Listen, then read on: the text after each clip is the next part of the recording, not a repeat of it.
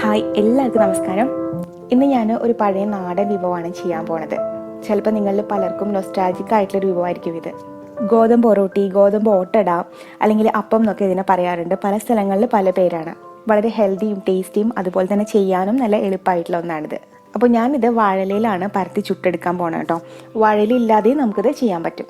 അപ്പോൾ നമുക്കിതിൻ്റെ മാവൊന്ന് മിക്സ് ചെയ്തെടുക്കാം. അപ്പോൾ ഇതിനായിട്ട് ഒരു ബൗളിലേക്ക് നമുക്ക് 2 കപ്പ് ഗോതമ്പ് പൊടി ചേർക്കാം. ഈ 1 കപ്പ് എന്ന് പറയുന്നത് 250 ml മെഷർമെൻറ്റ് കപ്പാണ്. അപ്പോൾ 2 കപ്പ് ഗോതമ്പ് പൊടി. പിന്നെ ഇതിലേക്ക് സവാളയാണ് ചേർക്കേണ്ടത്. ഞാനിവിടെ 1/2 കപ്പ് സവാള കൊത്തി അരിഞ്ഞത് ചേർക്കുന്നുണ്ട്. ഒരു ചെറിയ സവാള എടുത്താൽ മതി, വലുതാണെങ്കിൽ അര എടുക്കാം. സവാളയ്ക്ക് പകരം ചെറിയുള്ളി ചേർക്കുകയാണെന്നുണ്ടെങ്കിൽ ഇതിനേക്കാളും നല്ല ടേസ്റ്റ് ഉണ്ടാവും കേട്ടോ. പിന്നെ 1/4 കപ്പ് തേങ്ങാപ്പീര ചേർക്കാം. ചെറിയൊരു എരിവിനായിട്ട് ഒരു പച്ചമുളക് കുഞ്ഞായിട്ട് അരിഞ്ഞ് ചേർക്കാം.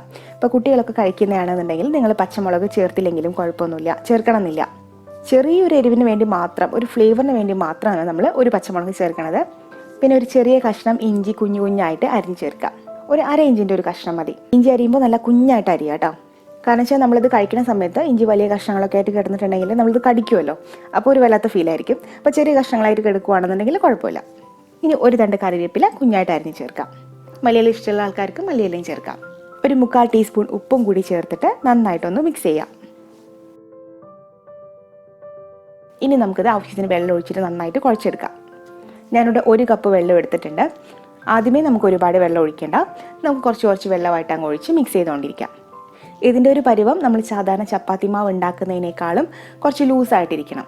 നല്ല സ്റ്റിക്കി ആയിട്ടുള്ള ഒരു പരുവത്തിൽ വേണം നമ്മളിത് കുഴച്ചെടുക്കാനായിട്ട്. കുറച്ച് വെള്ളം ആഡ് ചെയ്ത് കുഴച്ചുകൊണ്ടിരിക്കാം. ഇപ്പോൾ നമ്മൾ കുഴയ്ക്കുന്നതിനനുസരിച്ച് തന്നെ നമ്മളിതിനകത്ത് ചേർത്തിട്ടുള്ള ഇൻഗ്രീഡിയൻസ് എല്ലാം, അതിൻ്റെ ഫ്ലേവർ എല്ലാം ഈ ഗോതമ്പ് മാവിലേക്ക് പിടിക്കും. കണ്ടോ, ഇതുപോലത്തെ പരുവത്തിൽ വേണം കുഴച്ചെടുക്കാൻ. ഞാനിതിലേക്ക് 1 കപ്പ് വെള്ളം മുഴുവനായിട്ട് ഒഴിച്ചിട്ടുണ്ട് കേട്ടോ. അതായത് 250 ml വെള്ളം മുഴുവനായിട്ട് ഒഴിച്ചിട്ടുണ്ട്. ടേസ്റ്റ് ചെയ്ത് നോക്കിയപ്പോൾ എനിക്ക് ഉപ്പ് പോരാന്നാണ് തോന്നിയത്. അപ്പം ഞാൻ അല്പം കൂടി ആഡ് ചെയ്ത് കൊടുത്തിട്ടുണ്ട്. എന്നിട്ട് ഒന്നുകൂടി നന്നായിട്ട് മിക്സ് ചെയ്ത് കുഴച്ചെടുക്കാം. ഇപ്പോൾ നമ്മുടെ മാവ് റെഡി ആയിട്ടുണ്ട്. ഇനി നമുക്ക് വാഴയില ഓരോന്നായിട്ട് എടുക്കാം. എന്നിട്ട് അതിൽ അല്പം വെളിച്ചെണ്ണ ഒന്ന് പുരട്ടി കൊടുക്കാം. കുറച്ച് മതി. ഞാൻ അടുത്ത ഒരു ബൗളിൽ കുറച്ച് വെള്ളം വെച്ചിട്ടുണ്ട് കേട്ടോ. ഇടയ്ക്ക് നമുക്ക് കൈ ഒന്ന് നനച്ച് കൊടുക്കാൻ വേണ്ടിയിട്ടാണ്. അല്ലെന്നുണ്ടെങ്കിൽ മാവ് നമ്മൾ കയ്യിലൊക്കെ ഒട്ടിപ്പിടിക്കും. അപ്പോൾ കൈ ഒന്ന് നനച്ചതിന് ശേഷം നമുക്ക് ഒരു പിടി ഇങ്ങനെ മാവ് എടുക്കാം. എന്നിട്ട് ഇലയിലേക്ക് വെക്കാം. എഗെയിൻ നമുക്ക് കൈ ഒന്ന് നനച്ച് കൊടുക്കാം. എന്നിട്ട് ഇതുപോലെ ഒന്ന് പരത്തി കൊടുക്കാം. വല്ലാണ്ട് കട്ടിയിലും വേണ്ട, എന്നാൽ വല്ലാണ്ട് തിന്നുമാവണ്ട. കണ്ടോ, ഈ ഒരു പരുവത്തിൽ, ഈ ഒരു കട്ടിയിൽ നമുക്ക് പരത്തിയെടുക്കാം. അങ്ങനെ ഷേപ്പും കാര്യങ്ങളൊന്നും ഇല്ലെങ്കിലും കുഴപ്പമൊന്നുമില്ല. ഇപ്പോൾ തൽക്കാലത്തേക്ക് ഞാൻ 3 ഇലയിൽ പരത്തി വെച്ചിട്ടുണ്ട് കേട്ടോ. ഒരുപാട് വാഴയില നമുക്ക് ആവശ്യമില്ല ഇതിനകത്തേക്ക്. ഈ 3 വാഴയില തന്നെ നമുക്ക് വീണ്ടും റീയൂസ് ചെയ്യാൻ പറ്റും. അപ്പോൾ ഇനി നമുക്കിത് ചുട്ടെടുക്കാം. ഞാനിവിടെ ദോശ ചുട്ടണ സെയിം പാൻ തന്നെയാണ് എടുത്തിരിക്കുന്നത്. നമുക്കിതൊന്ന് ചൂടാക്കാം. ചട്ടി ചൂടായിട്ട് വരുമ്പോൾ അല്പം വെളിച്ചെണ്ണ ഒന്ന് പുരട്ടി കൊടുക്കാം. ഇനി നമ്മൾ പരത്തി വെച്ചിരിക്കുന്നത് ആ വാഴയിലോടൊപ്പം തന്നെ ഇതുപോലെ തിരിച്ച് ചട്ടിയിലേക്ക് ഇട്ട് കൊടുക്കാം. 5-6 സെക്കൻഡ് കഴിയുമ്പോൾ ഗോതമ്പ് ഒന്ന് വെന്ത് തുടങ്ങും.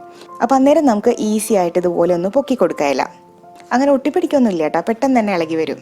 കണ്ടോ, ഇല നല്ല ക്ലീൻ ആയിട്ട് കിട്ടിയിട്ടുണ്ട് നമുക്ക്. ഇനി നമുക്കിത് അപ്പുറത്തെ സൈഡിലേക്ക് ഒന്ന് തിരിച്ചിട്ട് കൊടുക്കാം. അപ്പോൾ ഇത് വെന്ത് വരുന്ന സമയം കൊണ്ട് നമ്മൾ ഈ ഒഴിഞ്ഞ വാഴയില ഉണ്ടല്ലോ, നമ്മളിപ്പോൾ എടുത്ത് മാറ്റിയ വാഴയില, ഇതിലേക്ക് നമുക്ക് അടുത്തതും കൂടിയിട്ട് പരത്തി കൊടുക്കാം. അങ്ങനെ 3 ഇലയും നമുക്ക് മാറി യൂസ് ചെയ്യാം. അപ്പോൾ ഇതുപോലെ ഗോൾഡൻ കളറിലെ ഡോട്ട്സ് ഓരോ സൈഡിൽ വരുന്ന അനുസരിച്ചിട്ട് തിരിച്ചും മറിച്ചൊക്കെ ഇട്ട് വേവിച്ചെടുക്കാം. ഇത് വെന്ത് വരുമ്പോൾ നല്ലൊരു സ്മെല്ലാണ്. ആ കറിവേപ്പിലയുടെയും അതേപോലെ തന്നെ സവാളയുടെയും ഇഞ്ചിയുടെയും ഒക്കെ ഒരു മണം, ആ ഗോതമ്പിൽ പിടിച്ചിട്ടുള്ളൊരു മണം നമുക്കറിയാൻ പറ്റും. കണ്ടോ, ഇത് വെന്ത് വന്നിട്ടുണ്ട്. 2 സൈഡും നല്ല ഗോൾഡൻ കളർ ആയിട്ടുണ്ട്. ഇനി നമുക്കിത് എടുത്ത് മാറ്റാം. ഇതുപോലെ തന്നെ നമുക്ക് എല്ലാം ചുട്ടെടുക്കാം. പിന്നെ ഞാൻ നേരത്തെ പറഞ്ഞിട്ടുണ്ടായിരുന്നു വാഴയില ഇല്ലെങ്കിൽ നമുക്കിത് ചെയ്യാമെന്നല്ലേ. അതെങ്ങനെയാണെന്ന് വെച്ച് കഴിഞ്ഞാൽ, ഇപ്പോൾ വാഴയില ഇല്ലെന്നുണ്ടെങ്കിൽ ചട്ടി ചൂടായി വരുമ്പോൾ ചട്ടിയിലേക്ക് നേരിട്ട് അങ്ങനെ പരത്താൻ കൈവച്ച്. നമ്മൾ അമ്മമാരൊക്കെ അങ്ങനെ ചെയ്യണത് നിങ്ങൾ കണ്ടിട്ടുണ്ടാവും. ഡയറക്റ്റായിട്ട് പരത്തി കൊടുക്കുമ്പോൾ കുറച്ചും കൂടി എളുപ്പമാണ്. പക്ഷേ ഒരു നെഗറ്റീവ് ഉള്ള എന്താണെന്ന് വെച്ച് കഴിഞ്ഞാൽ, നമുക്ക് ആദ്യത്തെ പ്രാവശ്യം പരത്തുമ്പോൾ ചട്ടി കറക്റ്റ് പാകത്തിനൊക്കെ ചൂടായിരിക്കും, നമുക്ക് ഈസി ആയിട്ടൊക്കെ പരത്താൻ പറ്റും. പക്ഷേ രണ്ടാമത്തെ ഇത് പരത്തുന്ന സമയത്ത് ചട്ടി ഒന്ന് അധികം ചൂടായിട്ടിരിക്കുകയായിരിക്കുമല്ലോ, നമുക്ക് കൈ പൊള്ളാൻ ചാൻസ് ഉണ്ട്. ഞാൻ എക്സ്പേർട്ടുകളുടെ കാര്യമല്ല പറയണത്. ഇപ്പോൾ ആദ്യമായിട്ട് ചെയ്യണവരൊക്കെ ചെയ്ത് കഴിഞ്ഞിട്ടുണ്ടെങ്കിൽ ഡയറക്റ്റായിട്ട് പരത്തുമ്പോൾ അങ്ങനെ കൈ പൊള്ളാൻ ചാൻസ് ഉണ്ട്. ഇത് 2 മെത്തേഡും അല്ലാതെ നമുക്ക് 3ാമതൊരു മെത്തേഡ് ചെയ്യാൻ പറ്റും. ചില സമയത്ത് വാഴയില കിട്ടാതെ വരുമ്പോൾ ഞാൻ ഫോയിൽ പേപ്പറിൽ ചെയ്യാറുണ്ട്. നല്ല good quality foil paper use ചെയ്യാം നമുക്ക്. അതിലേക്ക് ഇതുപോലെ തന്നെ അല്പം വെളിച്ചെണ്ണ ഒന്ന് തേച്ച് കൊടുക്കാം. അതിലേക്ക് മാവ് വെച്ചിട്ട് ഒന്ന് പരത്തിയെടുക്കാം. എന്നിട്ട് സൈഡ് ഇതുപോലെ ഒന്ന് കട്ട് ചെയ്ത് കളയാം. എന്നിട്ട് ചട്ടി ചൂടായി വരുമ്പോൾ നമ്മൾ വാഴയിലയിൽ ചെയ്ത പോലെ തന്നെ ഇതുപോലെ അങ്ങ് ഇട്ട് കൊടുക്കാം. ചട്ടിയിൽ ഇട്ട് കഴിഞ്ഞിട്ടുണ്ടെങ്കിൽ അപ്പം തന്നെ നമ്മൾ ഫോയിൽ പേപ്പറിൻ്റെ സൈഡൊക്കെ ഒന്ന് തവി വെച്ചിട്ടൊന്ന് പൊക്കി കൊടുക്കുക. അതെന്തിനാണെന്ന് വെച്ച് കഴിഞ്ഞാൽ ഫോയിൽ പേപ്പർ ചൂടാവാതിരിക്കാനും ചട്ടിയിൽ അത് ടച്ച് ചെയ്യാതിരിക്കാനും വേണ്ടിയിട്ടാണ് കേട്ടോ. അതാണ് നമ്മൾ കട്ട് ചെയ്ത് കളഞ്ഞത് ആ ഭാഗമൊക്കെ. ഒരു 5-6 സെക്കൻഡ് കഴിയുമ്പോൾ എടുത്തു മാറ്റാം. കണ്ടോ, ഇതിനകത്ത് തീരെ ഒട്ടിപ്പിടിച്ചിട്ടൊന്നുമില്ല. നമുക്ക് ഇതിനകത്ത് തന്നെ ബാക്കി അപ്പം കൂടിയിട്ട് പരത്തിയെടുക്കാം. അത്രയേ ഉള്ളൂ. ഞാൻ ഈ ഫോയിൽ പേപ്പറിൻ്റെ ഇതും കൂടി കാണിക്കാൻ കാരണം എന്ന് വെച്ച് കഴിഞ്ഞാൽ നമുക്കിപ്പോൾ കേരളത്തിന് പുറത്തൊക്കെ താമസിക്കുന്ന ആൾക്കാരൊക്കെ ആകുമ്പോൾ, അല്ലെങ്കിൽ ഫ്ലാറ്റിലൊക്കെ താമസിക്കുന്ന ആൾക്കാരൊക്കെ ആകുമ്പോൾ വാഴയിലൊന്നും പെട്ടെന്ന് കിട്ടിയെന്ന് വരില്ല. പ്രത്യേകിച്ച് ഇങ്ങനത്തെ ഒരു സമയത്ത് നമുക്ക് കടയിൽ പോയി പെട്ടെന്ന് പോയി വാങ്ങിക്കാനും പറ്റില്ലല്ലോ. ഇത് ഞാൻ യൂസ് ചെയ്ത വാഴയിലയും ഞാൻ വാങ്ങിച്ചാണ് കേട്ടോ. അതുകൊണ്ടാണ് കാണാൻ ലുക്കൊന്നും ഇല്ലാത്തത്, വാടിയൊക്കെ ഇരിക്കണത്. അപ്പോൾ വാഴയില കിട്ടാതെ വരുന്ന സമയത്ത് നമുക്ക് ഇങ്ങനെയാണെങ്കിലും ചെയ്യാം. വാഴയിലയിൽ ചെയ്യുന്ന ഒരു ടേസ്റ്റും മണമൊന്നും നമുക്ക് കിട്ടില്ല, എത്രയായാലും കിട്ടില്ല. പക്ഷേ വേറെ നിവർത്തിയില്ലെങ്കിൽ നമുക്ക് ഇങ്ങനെ ചെയ്യാം. അപ്പോൾ എല്ലാം നമ്മൾ ഇതുപോലെ തന്നെ ചുട്ടെടുത്തിട്ടുണ്ട്.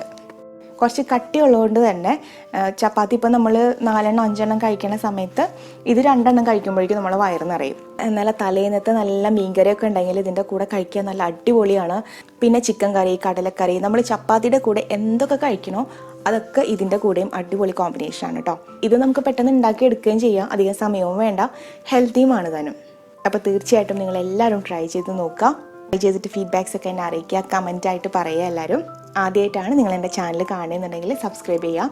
അതിൻ്റെ തൊട്ടപ്പുറത്ത് തന്നെ ഒരു ബെല്ലൈക്കണും കൂടി നിങ്ങൾക്ക് കാണാൻ പറ്റും, അതിലൊന്ന് ക്ലിക്ക് ചെയ്യുക. എന്നാൽ മാത്രമേ ഞാൻ ഫ്യൂച്ചറിൽ വീഡിയോസ് പോസ്റ്റ് ചെയ്യുമ്പോൾ നിങ്ങൾക്ക് അപ്പം തന്നെ നോട്ടിഫിക്കേഷൻ കിട്ടുള്ളൂ, അപ്പം തന്നെ വന്നിട്ട് വീഡിയോ കാണാൻ പറ്റുള്ളൂ. അപ്പോൾ മറക്കാതെ ചെയ്യുക എല്ലാവരും. അപ്പോൾ അടുത്തൊരു വീഡിയോ ആയിട്ട് വരുമ്പോൾ കാണാം. എല്ലാവർക്കും നന്ദി, നമസ്കാരം.